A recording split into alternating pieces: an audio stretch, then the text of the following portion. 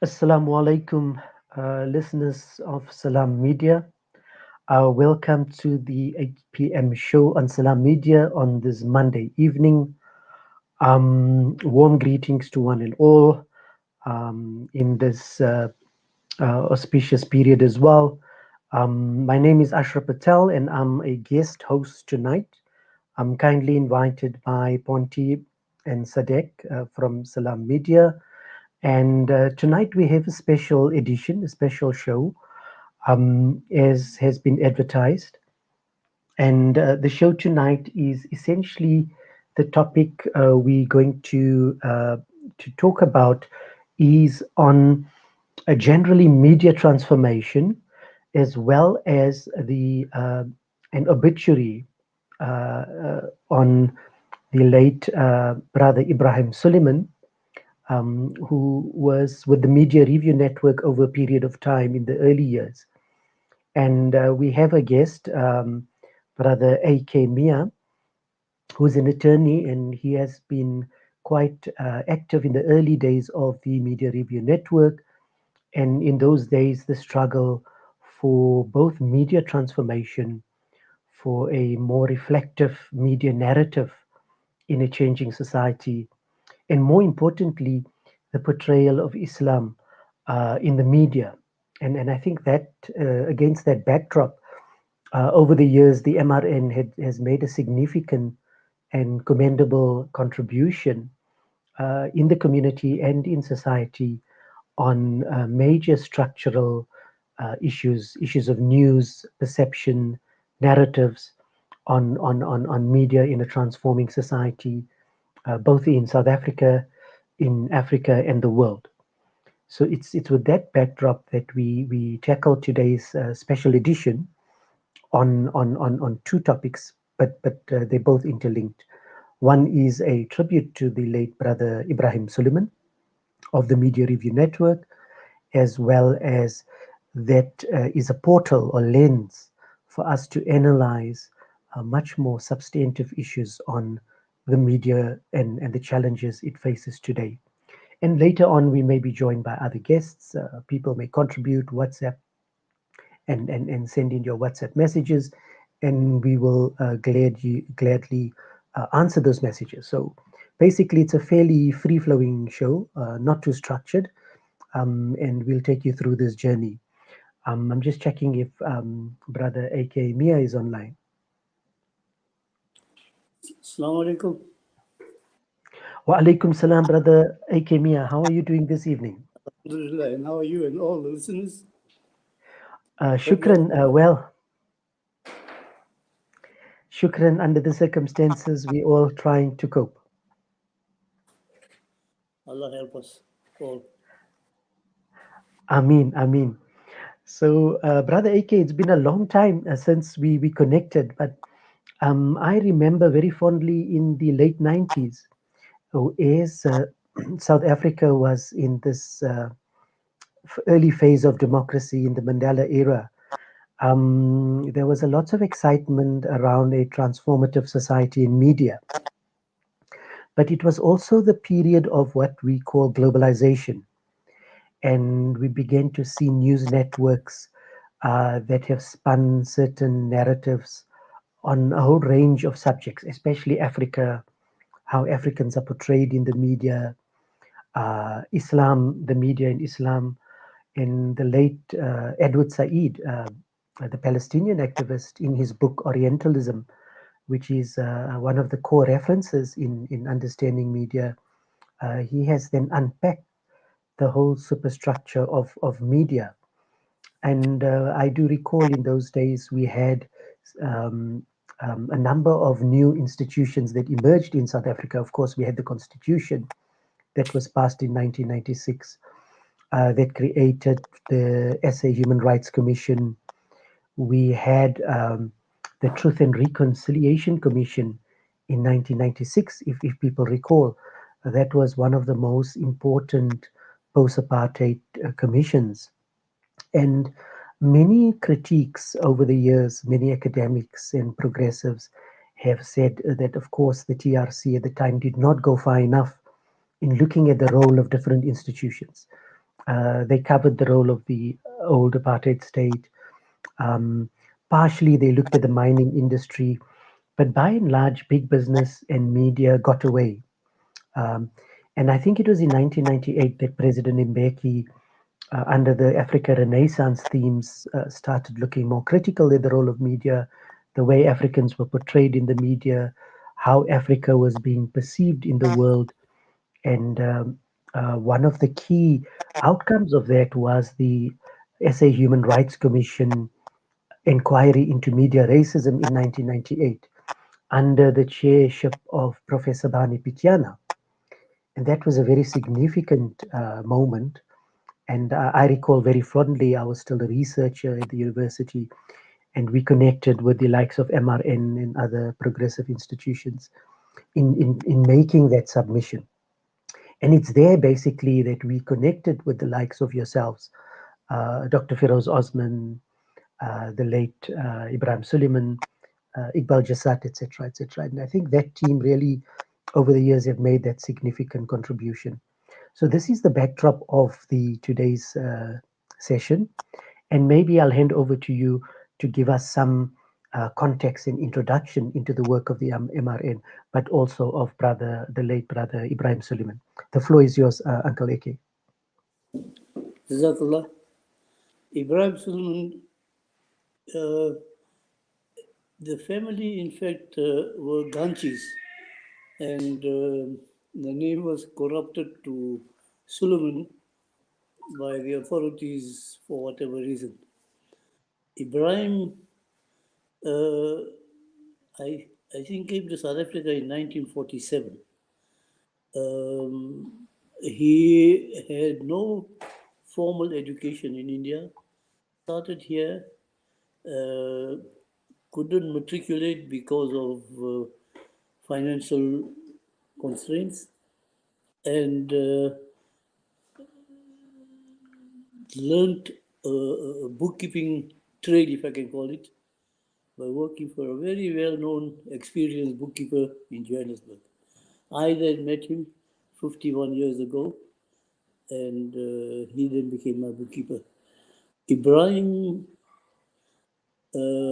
was, just to the quality of the man, was at one time offered matric certificate because of old age, and he declined. He says, I can't take the certificate because I didn't work for it. I didn't study. You know, that opened my eyes to the quality of the man, the integrity, and the man absolute total transparency in all his dealings. He was a bookkeeper, my bookkeeper for 50 years, and not once did he do or allow us to do anything against the tax laws or whatever.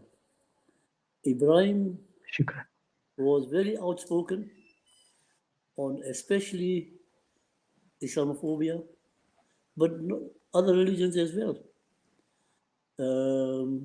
He took it upon himself to take on anything that was smelled of Islamophobia. I'll give you one example. Bongani Ngema, when his song was released or whatever, somebody wrote to the Broadcast Complaints Commission arguing that Bongani Ngema was not singing or talking about Indians, his focus was Muslims. Ibrahim went out of his way and exposed this person, found him, and took him on and got him to withdraw this defense of Indians and withdraw the accusation against Muslims of for being anti-black and whatever. Ibrahim and I had the pleasure of interacting with John Quilane. I'm sure all of you have, or everyone have heard of John Quilane, who went out of his way to guide us on our our campaign for Muslims and Islam. And Ebrahim and I represented John Quilane at the Broadcast Complaints Commission and the Press Council against accusation made against him, against anti-Semitism, and etc. Ebrahim also was a very experienced bookkeeper. He trained many attorneys who have to pass a course in bookkeeping for their attorneys admission exams. And Ebrahim, to this day, I meet colleagues who remind me or ask me to convey their thanks to Ebrahim for having assisted them with their bookkeeping course and whatever. Ebrahim was a bit of not a loose cannon, but he was down to earth, and he had no qualms about coming out against anybody over something the person may have done or said, which he thinks is wrong. And I asked him, and his answer was that didn't the whole Prophet say that if you see something wrong being done, take steps if you can to put a stop to that, or at the worst, speak out. And he said, well, I can't take any steps, but I'll speak out. And that's how he went on this crusade, defending Islam and whatever. I also want to refer or tell our listeners that we had a case many years ago where SABC was planning to screen a film, Jihad in America, and we had brought an application to court to interdict them from showing that film on TV. Ebrahim was one of the applicants in the application, and Ebrahim argued against the Jihad in America, and while he was arguing, the judge asked him, Mr. Suliman, you are fighting for Muslim rights or whatever, and you say that Jihad in America should not be shown because it's showing Islam in a fraudulent light. Would you condone bombing a bus in Palestine or in Jerusalem? Ibrahim's answer was yes. If it furthers our cause, Islamic Muslim cause, I will do so. So Ebrahim also came out against our own Muslim religious establishment on the issue of the Taraweeh, where he complained about Taraweeh being abused, people performing Taraweeh like a racing match. Yes, yes. So Ebrahim was where he saw the need to come out on something which he felt was wrong, he would come out. He spoke his mind, yes. He also, although he wasn't endowed with the wealth that he would have loved to have, he spent his own money on many issues, on many matters affecting especially Black Muslims in Soweto, in Kliptown, Eldorado Park, really poor areas. His Yes, argument was that our money must be spent more on the poor than on the not poor. So definitely. Ibrahim, in his last few months, what became very reclusive. I couldn't speak to him. He wouldn't take my calls. He was a bit ill, and I tried to find out from him what the reason was, and there was no response. So here's a man who was in 51 years that I know him. Not once did I hear him complain about anything, ask for anything. I'll give a simple example. He used to travel from Lens by bus to come to town.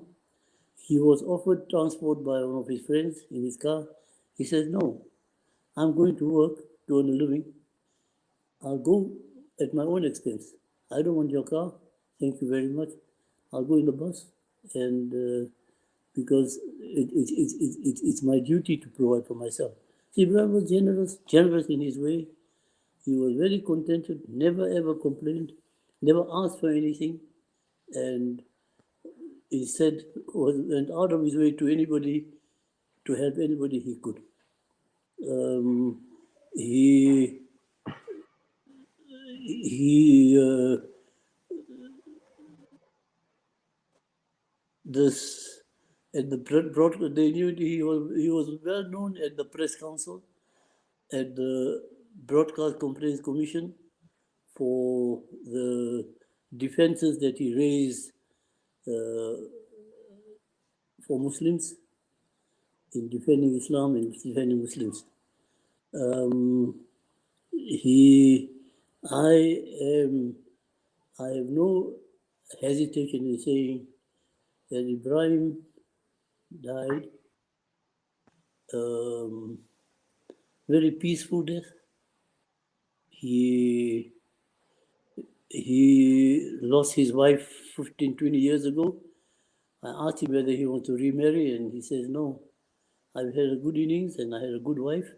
I'm happy with the year that I spent with the lady. So that to me was an indication of the type of person he was: contented, honest, and happy. Shukran. Um, it's not for me, but I have no doubt that Allah looks down on him with favor, and Yes. he will have no, Allah will have no hesitation in Ibrahim admitting to General Fidos. I'm sure Ameen. he will. Ameen. Thumma Ameen.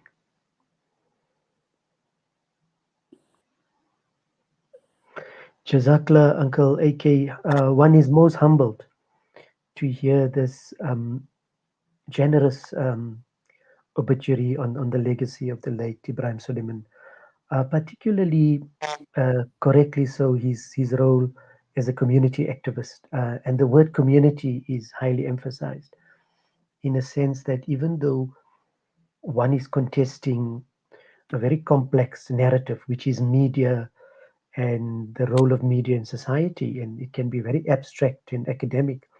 I, I, I, With Brother Ibrahim, you had the I sense want to, of a community perspective. I'm being a bit rude. I want to call Yes. Ibrahim not an investigative journalist, but an inquisitive journalist. I Self-taught. like the word. Definitely. Self-taught. It, He learned his journalism from the newspapers and taught me. definitely. And newspaper journalism is journalism 101. It's bread and butter journalism. Yes. Yeah, yeah. And this is most humbling. A lot of listeners, I mean, in our community, in society, we have big names in the media, and many journalists have emerged from the community via community media, for instance, through community newspapers. Many have gone on to national, to SABC, to ETV, to independent group, etc., etc. But it's very important, the adage that do not lose your roots. And your roots is your community, and the community struggles that the press had from the 60s, from the 70s with the Rand Daily Mail, into the 80s and 90s with the Mail and Guardian. This kind of investigative journalism has been the rock bed of a transformative society. And that's an interesting point. Do you recall the contributions to the SA Human Rights Commission, that era, on media racism? Ibrahim, in a way, he spent many hours helping our black citizens get out of the past problems without any payment. He would go out and get them their passes and the dompas and the permits and whatever. There was a special pass court in Market Street, and Ibrahim used to go there and help these people who were in past difficulties to help them out. He, with that, made submissions to court for the unfairness of the past laws.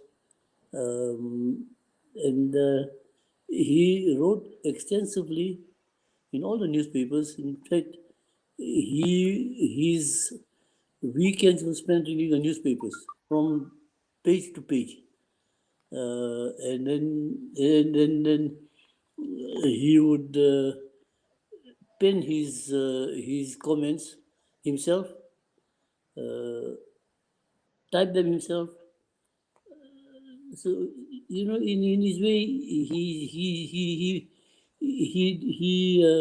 made so many submissions and so many contributions that we will never be able to find them. He always kept a very low profile, refused to be interviewed by anybody, just kept on with his things in his own way.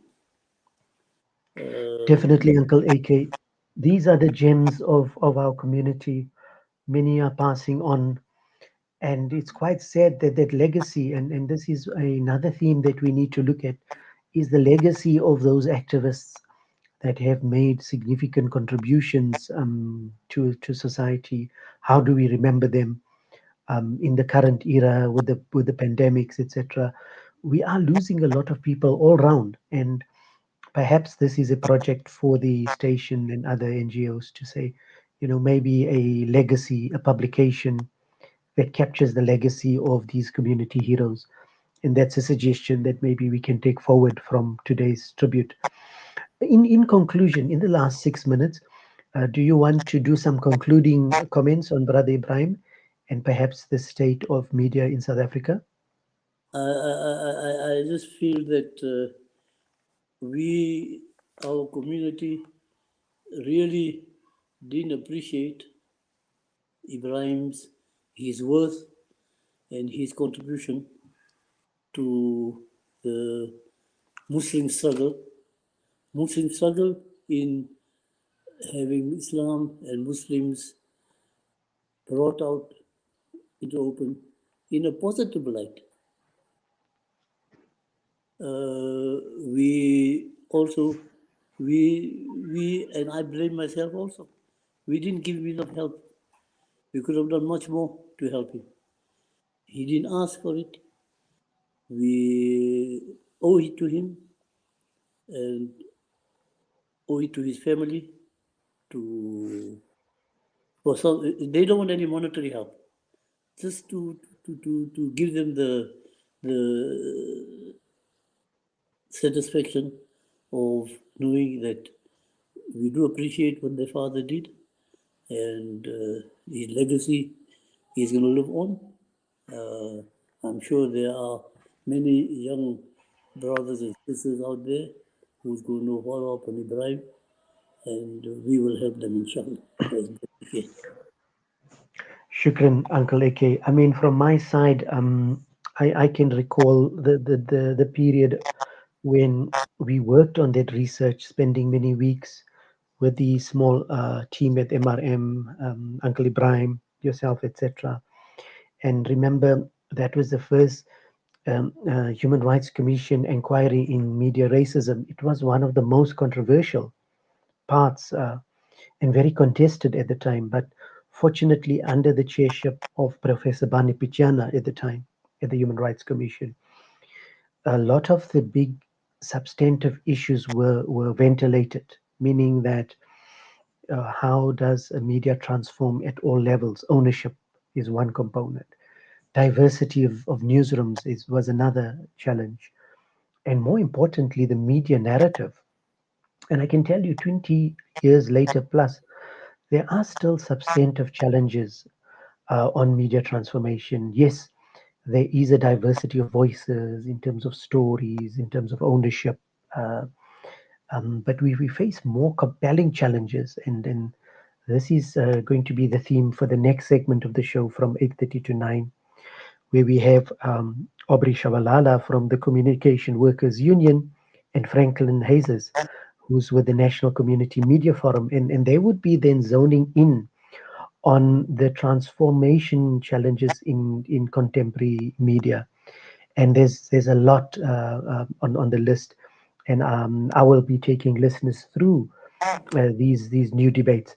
But I want to then commend Uncle AK Mia and finally pay tribute to the late Ebrahim Suliman, the role of the Media Review Network, also the late Ibrahim Vauda, who also passed away last year.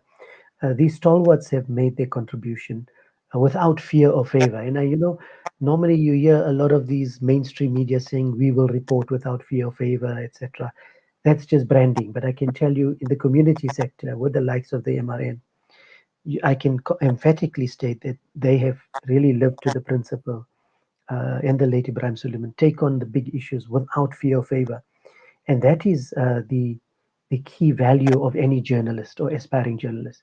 You cannot be imbongis or praise poets, either for government or for media corporations or for industry.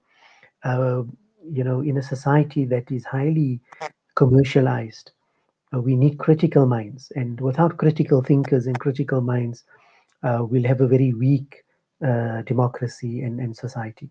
So, with that, I'd like to thank Brother Akemia for his time, and we wish you well in your endeavors.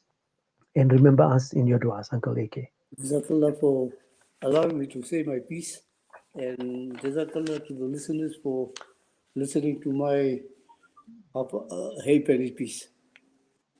No, So, shukran, you're most welcome.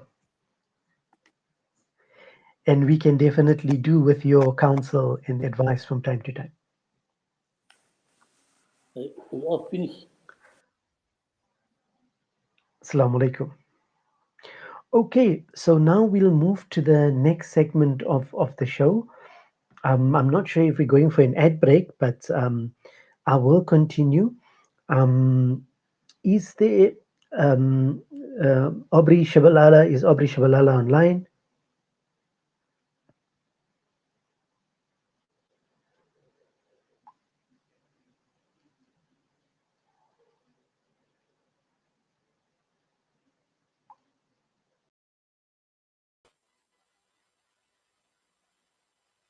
Listen to something fresh. Listen to Salam Media. Africa. As the crisis in Palestine continues, the Africa Muslim Agency teams are on the ground facilitating emergency food and medical assistance to the affected families. Donate 15,000 rand or any amount and help the people of Palestine. Call AMA now on 083-251-9376 or donate online at Africa Muslims Agency.co.za. Africa Muslims Agency, inspiring the spirit of giving. These days, I'm more health conscious than ever. So tonight, it's stir fry for dinner. Cooked in healthy Helios pure sunflower cooking oil. Helios is pure sunflower goodness, packed with omega-6. That's good for your heart. And is approved as part of the Heart and Stroke Foundation eating plan. Dinner's ready! Helios, pure sunflower cooking oil. A healthy family is a happy one. For your convenience, the Africa Muslims Agency's Durban office has moved to 797 Jan Smuts Highway, Sherwood, Durban. Our friendly staff are eagerly awaiting to receive, advise, and share with you the current ongoing campaigns and projects that you have been supporting for the last 35 years. Visit us at 797 Jan Smuts Highway, Sherwood, or call 031 207 5676. Africa Muslims Agency, inspiring the spirit of giving. Once again, Maulana Timol will be doing the annual Qurbani. Many people in the villages live well below the poverty line and only eat meat on the days of Eid al-Adha. Support this cause at 1,785 Rand for 7 shares or 255 Rand per share. Contact Maulana Timol, Maulana Sajjad, Maulana Hamad or Maulana Abbad on 011 852 6324 or 8613. or 072-299-9268. All slaughtering will be supervised by a team of ulama. Visit www.operationqurbani.org.za. Penny Appeal Love Palestine campaign. Let us stand in solidarity and create an awareness of the plight of the people of Palestine. Support our initiative in providing medical assistance and food security. Donate towards our urgent appeal with your zakat, sadaqah, or lillah. Visit our website www.pennyappeal.org.za or call 031 1100 573. Penny Appeal Love Palestine. Penny Appeal. Small change, big difference. Breaking stereotypes, moving boundaries, joining hands. Salam Media.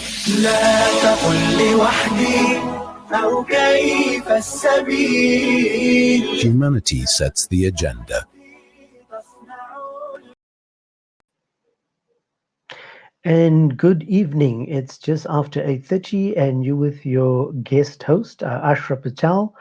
We've just had a very humbling obituary to the late Ebrahim Suliman of the MRN Media Review Network. And our special guest was Uncle A.K. Mia, who was a close friend and neighbor of Ebrahim Suliman over the years. And we've talked about a range of important issues around media transformation, the role of community activism. And flowing from that theme, we have new guests in this second segment of the show. We have Comrade Aubrey Tshabalala of the Communication Workers Union, as well as Franklin Huisies, who's an independent media, community media activist. Welcome, Comrade Aubrey and Franklin. Good evening. Welcome to Salam Media. Good evening, Ashraf, and thanks to you, Ashraf. Lovely. Thanks, Aubrey. Franklin? Good evening, Ashraf. Good evening to the viewers and listeners, and thank you for the opportunity. Wonderful. How are we coping in an era of COVID? Well, I think we're trying just to adhere to the basic norms of the advisors that's come from the health division. Definitely. And I hope you had an opportunity to hear the obituary to the late Ebrahim Suliman of the Media Review Network. I remember the days, that's how I got involved, in the late 90s. Frank, you would remember when Minister J. Naidu was still Minister of Communications. Yes. Those were the golden years. Aubrey, you'll remember the COSATU was quite prominent in government at the time. And nowadays we are struggling to find traction. But anyway, in those days, it was exciting times because we had a new democracy. It was the first democratic administration. And we created fantastic institutions. That time we had the Independent Broadcasting Authority, and then the SA Human Rights Commission, and the Independent Electoral Commission. And these were what is called Chapter 9 institutions that were formed to strengthen democracy. And I remember at the time it was headed by, the Human Rights Commission was headed by Reverend Bani Patiana. And he was a real activist in the sense that he was impatient to see the transformation of the media. And, we were still in research and doing a lot of work in the community sector. Community media was emerging. I think at that time we only had about 20 community radio stations, and today we have over 150 community radio stations. So we've seen a lot of growth in independent media and community media. So this was the backdrop of that. And of course, the Human Rights Commission were concerned around transformational issues. But I thought maybe what I could do is pose a key question.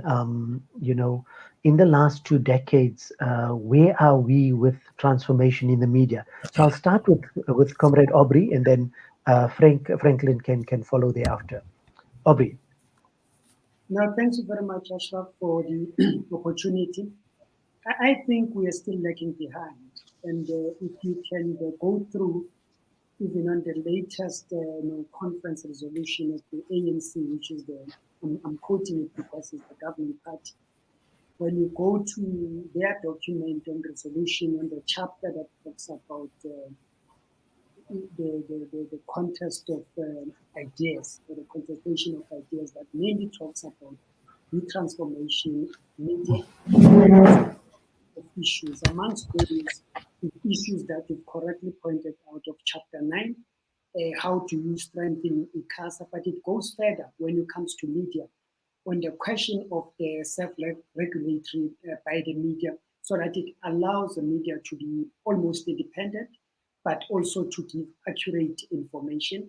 But it also reveals some statistics that are indicating the dominance or the monopoly by only 4 companies that are there in the industry. And the fourth one being the international own, which is the independent group. You have your NASPERS, you have your Coxtex, and so forth.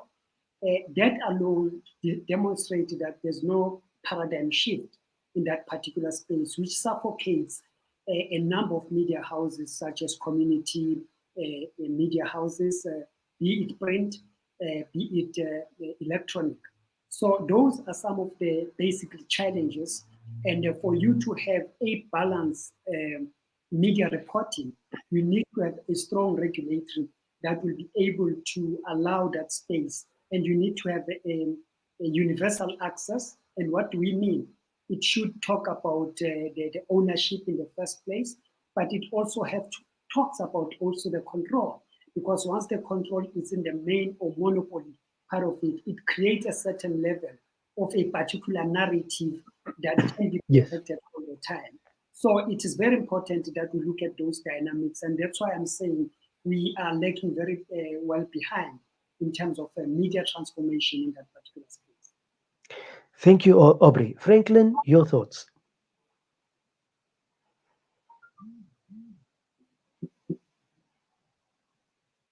In trouble in terms of transformation, but I think it's more driven by market forces. I think what we are experiencing in the community media sector, and I would say both print and broadcasting, is access to markets. So it looks like there's traditionally, strongholds within accessing those markets in terms of advertising budgets, in terms of sponsorships for community media. And so obviously when you do not have the budget, your content suffers. And so when you look at quality of content from community media, it's always expensive to produce local content. I think our broadcaster SABC knows and has so many times attest to that when you do local content development, it's very expensive, and yet that is the owner's responsibility of community media, whether you are print or broadcasting. So I think there's definitely this disparity, this growing divide in terms of access to markets. And so you would see that there's urbanization. You would see that there's community broadcasters that in urban areas are flourishing, while you see the deprivation of those that are in rural areas. So there's definitely a challenge in terms of access to markets. In terms of political, I think that there's been a lot of work done. The chapter 9 institutions, the the work of ICASA. There's been a lot of work done. However, there has not been enough work done in terms of public education. By that I mean educating communities in terms of having access to media platforms, and that education, obviously, I think should be placed on the side of ICASA in terms of the national regulator. But I think there's also a need for the Department of Communications to come to the party there, and other agencies like the MDDA to do public education. I must also commend that MDDA has started recently with going around to different communities across South Africa to invite them and to also educate them how to get access to these resources. So I think it's still very much a resource game, Ashraf. I think that even though you might have access in terms of getting a license, you might not have access in terms of sustaining that license. And I think that's the big challenge that we have. Historically, there's been a kind of a trend in terms of economic power and how that pertains to and how it plays out on our daily lives within our communities. Thanks, Franklin. I remember the good old days of the growth of community radio when we were still in analog, and definitely, when you talk of media development, MDDA, ICASA, we've made so many contributions, and I must say thanks to the likes of COSATU and the unions and the Black Journalists Association, etc. We managed to have what I would call some kind of consensus on at that time on the transformative role of media and telecoms and ICTs in society. But looking at the current contemporary scenario, it seems a lot of the voices are diverging or there's a lot of differentiation. I'm also concerned around social cohesion. The great media sociologist Manuel Castells, when he wrote The Network Society many years ago, he said, with the information flow and information explosion, one would have thought that humanity would be better connected in understanding each other across race, religion, class, and culture. But what capitalism has done is it has created different segments, and we are seeing society being the great contradiction is that even though there is so much information and social media platforms and choices, society is more divided than ever before. You look at the US, look at Brexit, look at Trump, look at in Africa, so many civil wars. And yet, the UN said that the internet was supposed to be this great tool for peace and social cohesion. So what are your thoughts, Comrade Aubrey and Frank, on this media and internet as the great divider instead of being the great unifier? Well, first I have to agree, the social media and the internet provide a better platform for communication, and it makes it information accessible, but there are dangers which goes along with the issues of fake news and so forth. But it's very important to look on how we deal with that particular question, because in the South African context, you find international players on the internet, such as Google, coming into our space without really being regulated as your conventional print news platforms. For example, if you look at the content that you find it on the internet and in the Google space, you realize that it's not necessarily a South African content. And many can argue that to say this is an open-end field of communication. But the fact of the matter is that these platforms create an avenue for revenue generation, employment, amongst others, and also to promote literature and culture of a particular society. And if we do not put some regulations and tools of meaning to control that space, you'll always be sidelined. If you go to the question of the local content, for example, you take SABC 1 and 2, which the quota stays at 55%. And then you go to ETV and the SABC 3, the quotas there is 30%. If you go to the free to air and also pay channel, the quotas is 10% of the forcefully local content. That will give you a story. That will give you a story that the narrative that is published there is also what Comrade Franklin was talking about, influenced by the market, because the government has limited regulation around the particular space.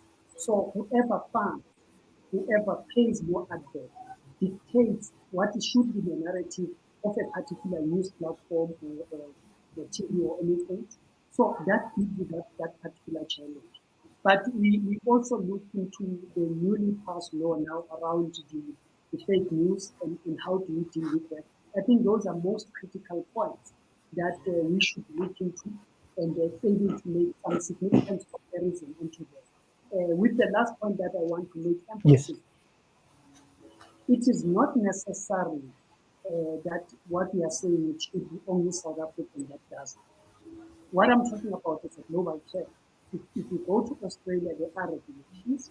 If you go to Canada, if you even go to Nigeria, in terms of the content that we produce and so forth. So it can be that South Africa is an open-end type of a platform where South Africans ultimately suffer in terms of jobs, in terms of the literature, in terms of what is captured in the news and so forth. Thanks, Aubrey. I definitely picked up the theme of local content, and it ties in with Franklin's earlier point that without the quality, without clear local content guidelines and quotas, it would be very difficult to stimulate the local industry and community media. And definitely we need to zone in on that. Franklin, your thoughts? Just to go back again to the past, Ashraf, we used to go to Kasato House, and we were planning the Workers' World radio series with Kasato, and I remember, the beginning years, how we were excited about the power of radio and how we can link that to labor rights and workers' rights and how we can educate. And that's exactly the point when you look at local content. It's hearing the stories from the bottom up. It's looking at how community media can contribute to societal growth. You mentioned about the trends from Europe, globally, not only Europe, more conservative trends. And I think the world is becoming more conservative. I don't think technology necessarily opens up those doors. I think technology enables you to have more exclusivity. And that is why you can start seeing the kind of trends we're picking up with how technology grow. It also enables, one to put up higher barriers. So I think your question around how the internet was supposed to be this big savior, no, it can't, because it's just a tool. And if you look at how things are happening globally, you would see there's a definite move towards conservative. And I know that one would say we are more liberal today, but I think people also you can see what's happened in the States now, as well as in the UK with BRICS. So I think there's definitely more exclusivity, where people want to close borders, where they want to keep resources and start entrenching themselves. So when you look at media back in South Africa and media rights, and how communities have to interpret this new digital era, I think there's a big challenge. Again, I will come back to public education. I think we do not do enough to explain to our communities their rights as citizens when it comes to open free media and access to the internet and what that means, and as well as how to use and utilize their digital devices to have a voice. So yeah, I know I'm going a bit technical here, Ashraf, but I think, the question you posed in terms of what we're picking up and whether the internet and technology has opened up that door, I think it has empowered us to be more exclusive. Thanks, Frank. Those are very, very salient points, and I agree with yourselves and Aubrey that there needs to be a new consensus. We need a new social compact around the role of media and 4IR and ICTs in society. The current paradigm is completely neoliberal. It's completely serving the very elites that are entrenching the benefits of the technology, but it is for elitism.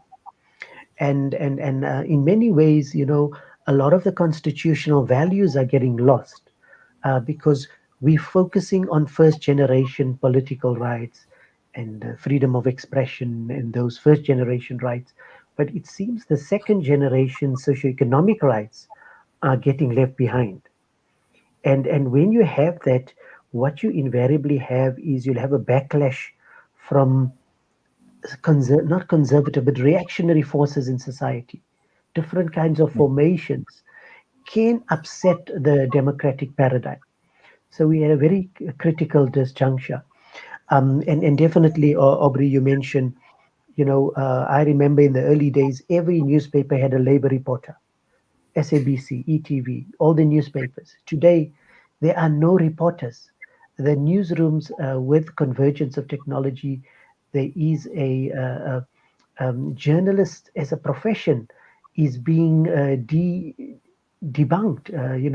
There's to become a journalist today is becoming almost jobless. You're getting into journalism school, and you're getting trained to be jobless. Some very good journalists are out there with media retrenchments. Look at the SABC 650 retrenchments. There's retrenchments in every newsroom, in every major newspaper house. So I'll pose the question, what is the future of the journalism profession in the 4IR era? Aubrey and then Frank. Well, firstly, I think we need to look at the question of the digital age differently. The first thing that will tell you is that 70% of the advertisers have left the conventional broadcasting into the internet space. And that will tell you that we need a paradigm shift in terms of how we can do news, but it does not eliminate completely the need of quality journalism. So those people that went to school, how to hope for news and also deliver the news to the society, they are still needed in the presence of the forum. Amongst other things is that when we criticized the SABC for retrenchment, we indicated one amongst others that there is an opportunity for a digital space where you can upskill and reskill our people into be able to report at the digital platform and sometimes interact with the society. Because what we have seen now recently is that the society is more interactive on the social platform and the news that have been taken up. So you need that space. You have seen that it's been done by BBC. You have seen that done by CNN. So what we are saying is not something that we are creating out of our mind. And the second point that is very important is that when you look at the opportunities with the new spectrum that has to be now allocated, it tells you that the public broadcaster can play a significant role in creating a number of platforms in terms of channels that will be broadcasting. But it also empowers, I'm sure Comrade Franklin will agree with me, it also empowers the community radio station to have a broader coverage and the effective and efficient type of a network if it's allocated accordingly. If we leave things as they are now, it means that those who own the mainstream media, those who monopolize media, will continue to explore the space of the spectrum. So in our view, is that the new technologies give more opportunities for our journalists to be in source, but it also needs us, like Frank was talking about, the question of education, which is most important. How do we then realign ourselves in making sure that the advertisers, as they flood into the media space, do not control the media mouthpiece. That's why today we have seen a elimination of labor reporters, because it's not in the interest of the capital and those who dominate the exploitation of workers. It's in the interest of the poor. So you ought to eliminate that. SABC is removing educational programs today because it's not in the interest of the capital. So it's in our interest that we make sure that we build that capacity. Very good point, Aubrey.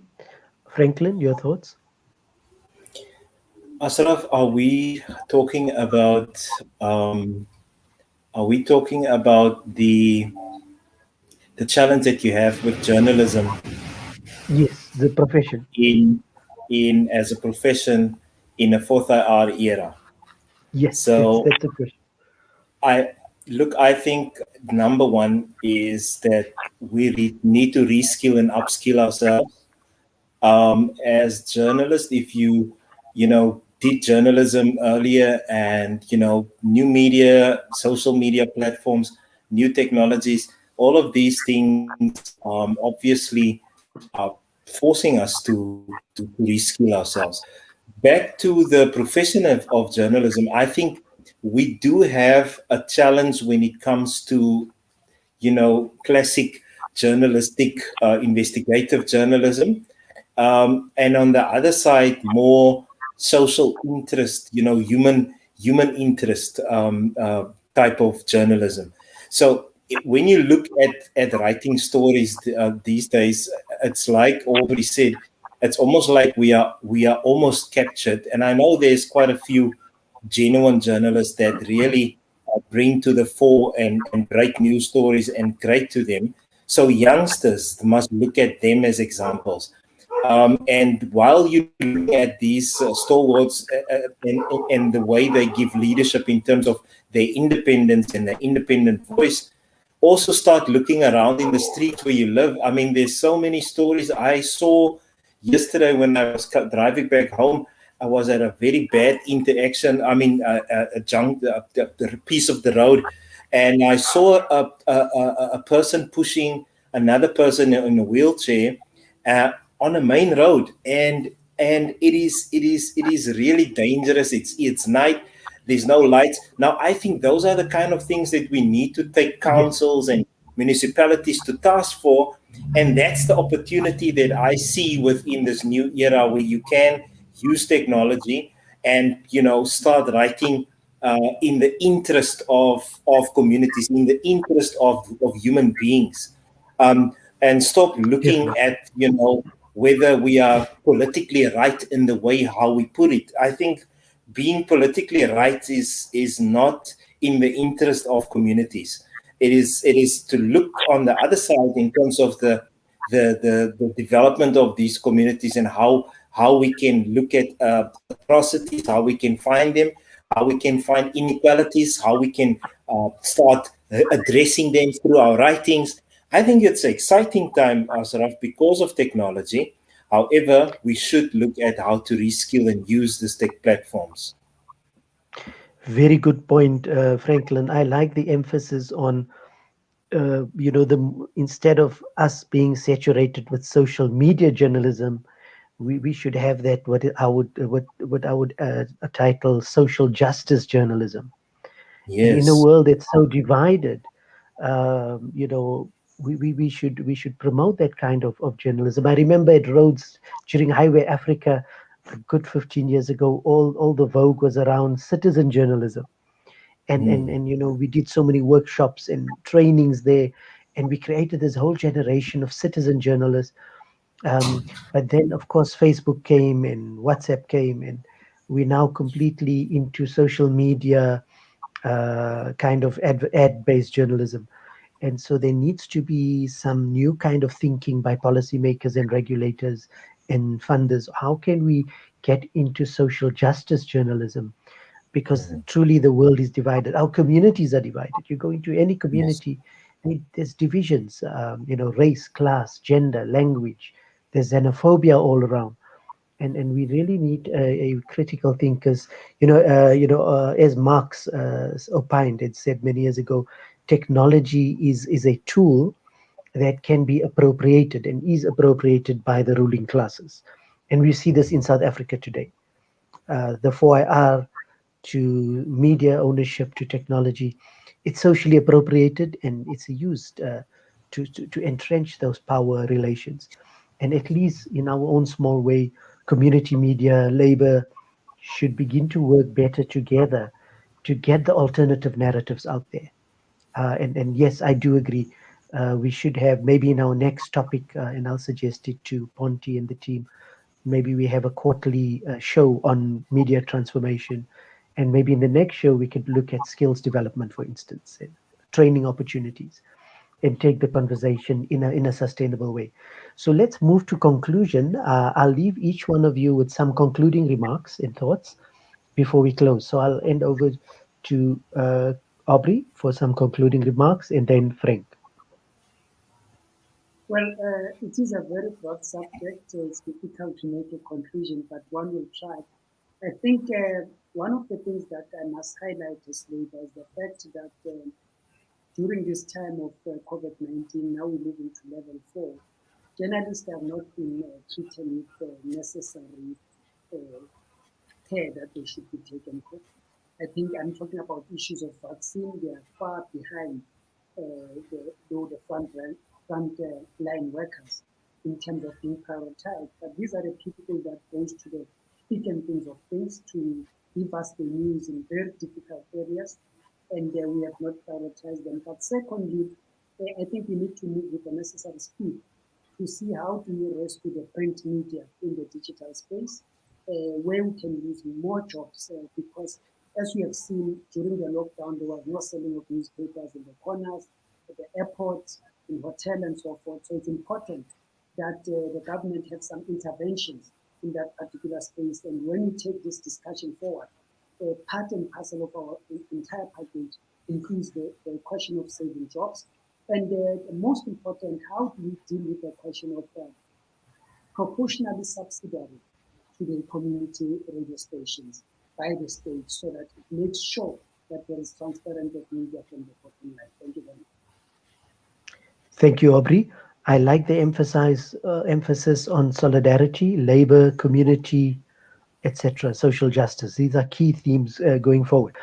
Franklin, your final thoughts? Thank you, Ashraf. I think firstly, I want to say that everybody listening to us tonight, watching this, should look at themselves, seriously, and say to themselves that you have become the broadcaster. And that's exactly where we are moving towards with technology, is that you are the broadcaster, you have the power, and you have a message, you have a voice. So back to the social justice theme, it is so important for us to start standing up within our communities and to raise that voice responsibly, but also on behalf of those that might not have access to these technologies. So I think it's very critical for us to start taking ownership in terms of the access that we do have and how we use that to the common good within communities. So I think that would be my appeal. Secondly, I would agree that technology is a tool. It's not the end. It's a tool towards a specific means, and let us determine what that agenda would be, because we do have a voice. So I would agree with the citizen, not the citizen's journalism focus, but rather the social justice journalism, that one should start looking at how do I contribute? What is the voice that come out of my quarters of my little community where I stay, when I look at the access that I do have in terms of internet connectivity and however I use social media. So I think there's an opportunity there for us to start contributing and become less of consumers of this broad network of internet access and fake news channels, but rather to start contributing community interest stories. And I think that's for me exciting. Thank you, Frank. And I must say that I'm humbled to reconnect with the likes of Aubrey and Frank, We go back many years, and we have been involved in these struggles, in these policy debates. And this is the beauty of our democracy. We're at a very complicated stage in our political situation in the country. We are faced with a myriad of challenges every day. We read the news. It is very, very sad and disheartening to see the divisions in our society, the divisions in our politics, the divisions in the economy, the divisions in community. And my understanding when we drafted the Constitution in the 90s was that the Constitution and the Chapter 9 institutions and all these institutions were meant to unify us, around the Constitution and Bill of Rights and the socio-economic rights and freedom of expression. And this seems to be one of the downsides of democracy, where democracy can be captured by powerful interests, especially the corporate sector or the elites. And we're seeing that happen in India, in Brazil, in many parts of Europe, in the US, of course. And at this point, globalization as a concept is under severe scrutiny and criticism. There was those debates with Francis Fukuyama that liberal internationalism is the end of history. And now we're seeing, no, there seems to be a decline in this concept. Other forms and models are emerging. So we're in a very contested space, and hopefully progressives like yourselves, Aubrey, in the unions, Franklin in the community sector, and others, Salam Media and others, to continue this debate, because as the Gramsci has said, during the period of fascism in World War II, what happened was the fascism and the right-wing nationalism took root in society in Europe in the 30s, especially in Germany, in Italy, in Spain, because the progressives did not speak up and did not mobilize and did not organize. And it's a lesson for progressives that democracy is not a guarantee that it will last. If you look at Brazil, you look at India, they were democracies for a long time. But when the reactionary forces take over, they can mobilize capital and subordinate democracy to a very narrow agenda. And hopefully all these progressive alliances would need to work better together to save democracy from all kinds of forces of power structures. So we're in an exciting space, and fortunately we have the voice. And I think it's on a heartening note that we end that at least community media is strong today, and this show is evidence of that we can speak our minds, we can tackle the big issues, and hopefully can grow from strength to strength. So with that, I'll end the show, and I'll hand over to the studio, Sadek and Bonti. And I humbly thank Aubrey from Communication Workers Union. There's lots of follow-up we got to do, Aubrey, on training. Franklin, there's a lot of work we got to do on a lot of training projects, etc. And we'll all reconnect. And thank you one and all. And assalamu alaikum and good evening. Bye for now. Thank you. Thank you very much.